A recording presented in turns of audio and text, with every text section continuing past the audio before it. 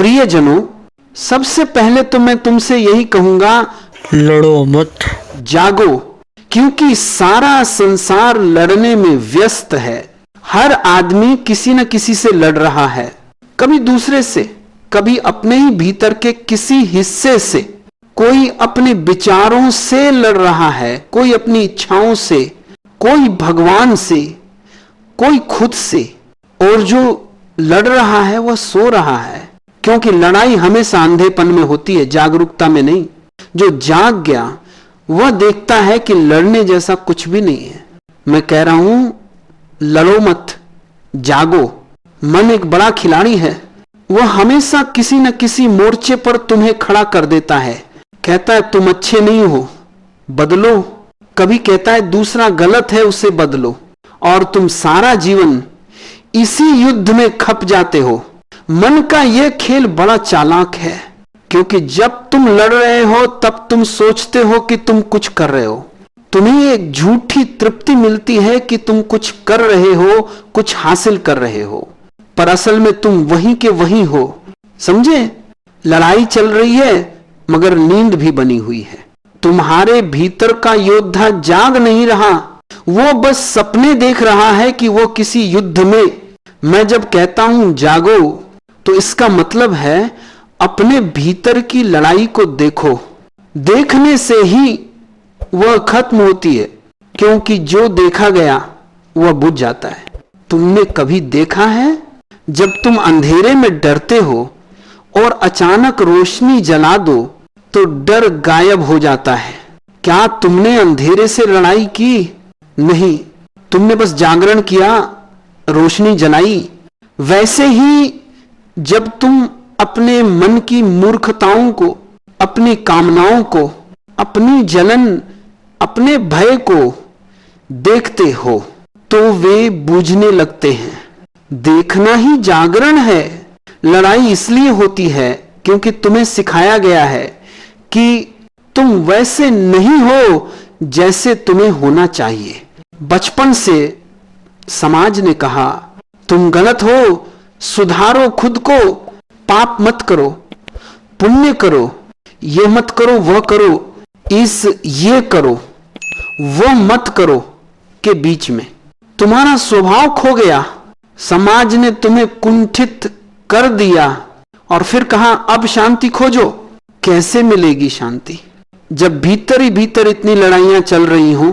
सुन रहे हो, ये वही है जैसे किसी को रस्सियों से बांधकर कहा जाए अब उड़ो। जो लड़ता है वह थकता है, जो जागता है वह विश्राम में रहता है। लड़ाई से तुम कमजोर होते जाओगे, जागरण से तुम हल्के हो जाओगे। लड़ाई में हमेशा अहंकार होता है, जागरण में कोई मैं नहीं रहता। और जब मैं नहीं है तो कौन लड़ेगा किससे? मैंने एक कहानी सुनी है। एक आदमी हर दिन दर्पण में जाकर लड़ता था। दर्पण में कोई शत्रु दिखता था उसे, वह चिल्लाता, गालियां देता और थक कर गिर जाता। एक दिन किसी ने कहा अरे वो तो तुम्हारा ही चेहरा है, और उसी क्षण उसकी लड़ाई खत्म हो गई।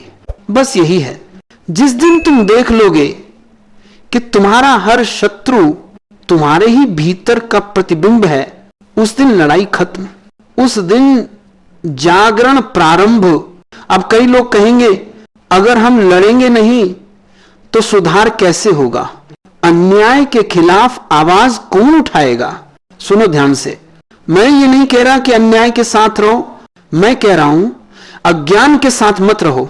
अन्याय से लड़ो नहीं, उसे देखो। और जब तुम सचमुच देख लोगे तो तुम्हारी क्रिया स्वतः सही होगी। फिर तुम प्रतिक्रिया नहीं करोगे, फिर तुम प्रतिक्रिया से परे हो जाओगे।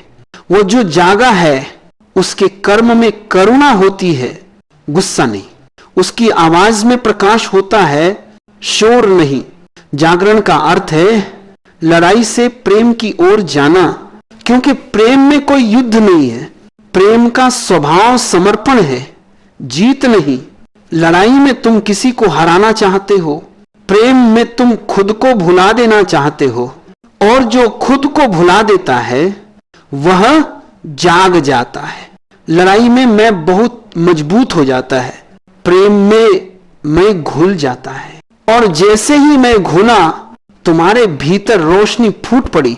यही तो मैं कह रहा हूं, लड़ो मत, जागो। एक बार दो साधक ओशो के पास आए। पहला बोला, मैं हर दिन अपने क्रोध से लड़ता हूं, मैं ध्यान में बैठता हूं मगर मन लड़ने लगता है। दूसरा बोला, मैं बस अपने क्रोध को देखता हूं, कभी वह आता है कभी चला जाता है, मैं कुछ नहीं करता।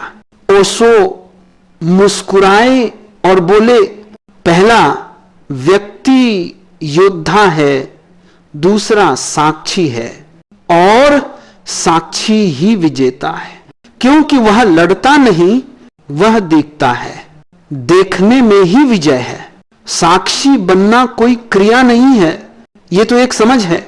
जब तुम अपने भीतर उठते विचारों, भावनाओं, संघर्षों को बस देखते हो, बिना पक्ष लिए, बिना जज किए, तब तुम साक्षी हो।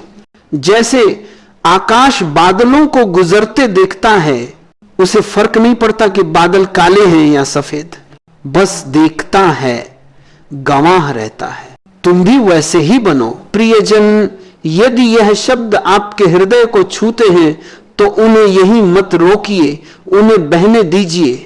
जैसे प्रेम बांटने से बढ़ता है, वैसे ही इन संदेशों को बांटने से और गहराई आती है। यदि आप और सुनना चाहते हैं और भीतर उतरना चाहते हैं तो इस यात्रा में जुड़े रहिए। आप सब्सक्राइब कर सकते हैं, फॉलो कर सकते हैं, ताकि जब भी नया द्वार खुले आप चूक न जाएं।